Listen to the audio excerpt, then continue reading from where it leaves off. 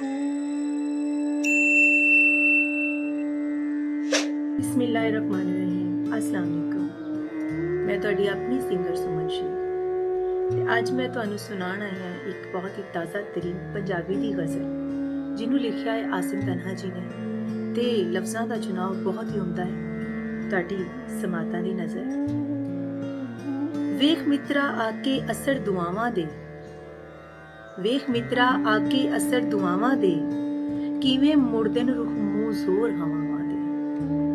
वेख मित्रा आके असर दुआवां दे किवें मुड़दे न रुख मूंह जोर हवावां दे।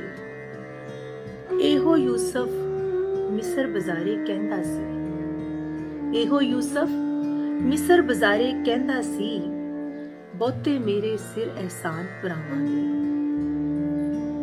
रुल जाना है खाक च मोती वांगू मैं, रुल जाना है खाक च मोती वांगू मैं जद भी यारो धागे टुटे सावां दे।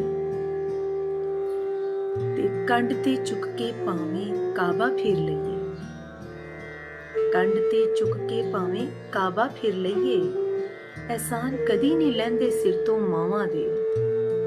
हक्के सच्ची तौबा दे नाल लै गए वेखो जिन्ने मेरे सिर सन भार गुनाहां दे।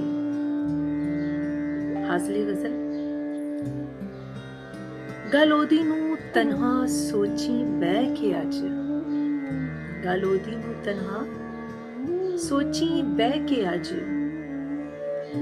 नाल गरीबां जोड़ नहीं बनदे शावां दे, नाल गरीबां जोड़ नहीं बनदे शावां दे।